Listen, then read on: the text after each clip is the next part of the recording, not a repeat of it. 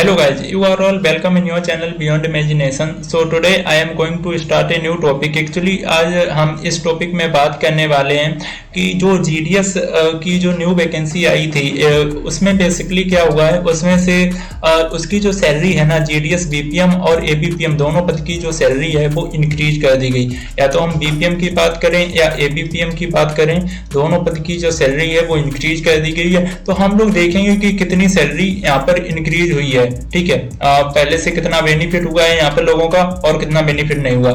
सो सबसे पहले अगर हम लोग यहाँ पे देख लें कि एम्प्लॉय आईडी ये तुम्हारा ब्रांच पोस्ट मास्टर यानी कि बीपीएम का है।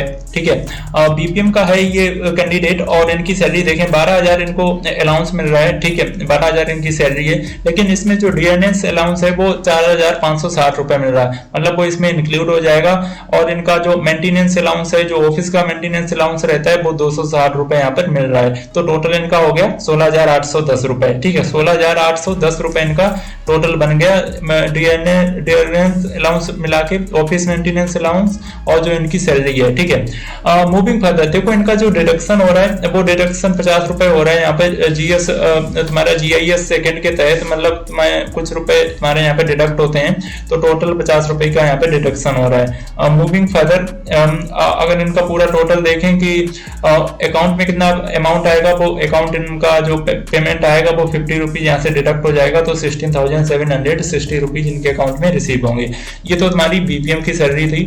अब हम लोग बात करते हैं एबीपीएम की। एबीपीएम का देखो ये कैंडिडेट है, ये फ्रेशर्स कैंडिडेट है, यानी कि ये फर्स्ट मंथ की सैलरी है।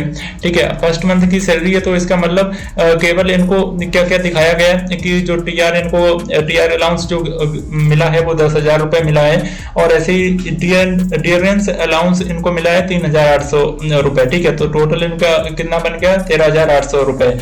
इसमें डिडक्शन अभी कुछ नहीं हुआ क्योंकि ये इनकी फर्स्ट सैलरी है और कोई अमाउंट भी इसमें ऐड नहीं हुआ, ना इनको साइकिल बिल वगैरह कुछ मिला है, तो इसकी वजह से अप्रोक्स इनकी सैलरी 13,800 है। बट ओवरऑल बात करी जाए तो इनकी सैलरी लगभग 14,000 के समथिंग बन जाएगी, 14,000 से ऊपर। ठीक है, ये न्यू सैलरी है। ठीक है, जो इंक्रीज हो गया आई न्यू सैलरी की मैं बात कर रहा हूँ, जो अप्रैल के बाद लागू हो जाएगी, अप्रैल 2023। ठीक है, इसके बाद जितने भी कैंडिडेट का यहाँ पर ज्वाइनिंग होगी उनके लिए जो मैं सैलरी बताऊंगा भाई आगे फर्दर वो उनकी रहने वाली है। सबसे पहले देख लो फ्रेशर्स एबीपीएम। एबीपीएम का अगर देख लें यहाँ पे एबीपीएम में जो कैंडिडेट लगे, अगर वो 5 घंटे की ड्यूटी करते हैं तो उनका जो टीआरसीए मिलेगा वो 12,000 मिलेगा, और जो तुम्हारा डियरनेस अलाउंस होगा वो 5,040 और साइकिल अलाउंस 180 रुपीज। तो टोटल कितना हो गया 17,280 रुपए 5 ओवर्स के हिसाब से एबीपीएम। ठीक है, मूविंग फर्दर अगर कोई बंदा बीपीएम का है, ठीक है, और वो अगर 4 घंटे का काम कर रहा है तो उसका जो टीआरसीए मिलेगा 12,000, और इसके बाद तुम्हारा डियरनेस अलाउंस तुम्हारा 5,040 और ओएमए 250 रुपए, स्टेशनरी 25 रुपए, और ग्रोस तुम्हारी कितनी हो जाएगी 315। ठीक है, तो 17,315 रुपए तुम्हारा बीपीएम का हो जाएगा, वो भी 4 ओवर्स का। ठीक है, जो ऊपर वाला मैंने बताया था वो 5 ओवर्स का बताया था। ठीक है, ये एबीपीएम का था, तो ये 17,220 बन रहा था। ऐसे ही अगर कोई एबीपीएम है वो 4 घंटे का काम करता है तो उसे 10,000 रुपए टीआरसीए, डियरनेस अलाउंस 4,200 रुपए, साइकिल अलाउंस 180 रुपए, तो कितना बनेगा जाके